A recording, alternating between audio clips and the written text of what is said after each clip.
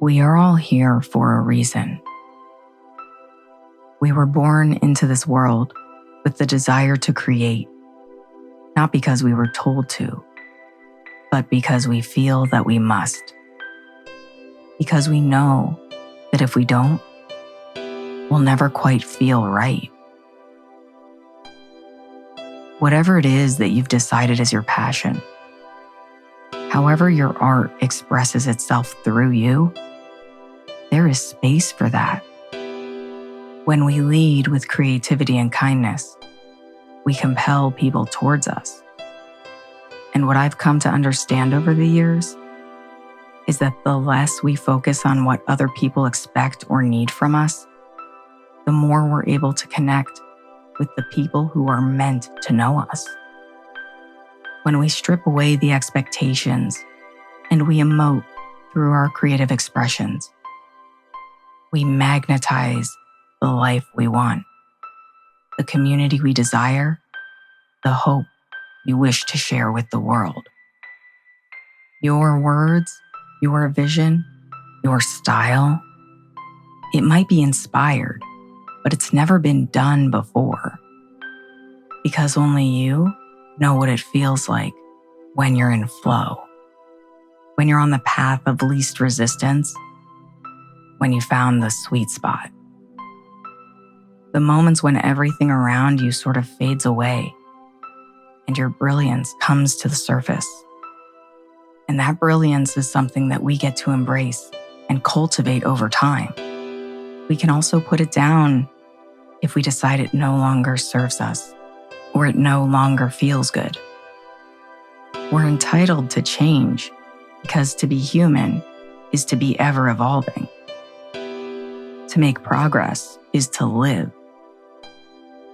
And I'll be one of the first people to say, when I'm not making progress fast enough, it can feel defeating, it can feel disarming, and it can throw everything into question. Like, who am I to put this out there? Why does anybody care about what I have to say or about what I create? But that's just your brain trying to get the better of you. Because we are wired to protect ourselves. And despite all of the brilliance we have, we are still very primitive when it comes to how our brains and nervous systems function.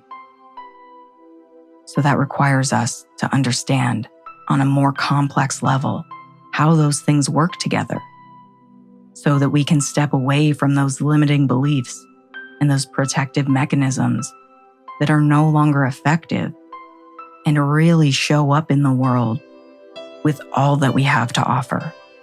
It doesn't happen overnight, and it's not meant to. When we feel called to do something, to share an experience, whether that's through our art or just in a passing conversation, we are being given an opportunity to present our perspective. The fear that we feel, the hesitation that we have, is rooted in a construct that isn't meant for us. We are not here to hold back. We have been placed in this world with so much opportunity in front of us during a timeline when we have access to so much information and so many people to gain inspiration from, so much knowledge that we can use to tap into our own genius. To not express ourselves and what we've gained from all of that is a disservice not only to ourselves, but to anyone else who could benefit from it. And it might not be perfect. Most of the time, it won't be. But that's not what this is about. Being human has never been about being perfect. It's about being real and honest. No one can take away your lived experience, the moments that have informed who you are, and the ways in which you decide to showcase that to the world. it's easy for us to say, we'll just do it tomorrow, to just wait a little bit longer until we feel ready. But while we're waiting to feel ready, we're losing momentum. We need to listen to those nudges.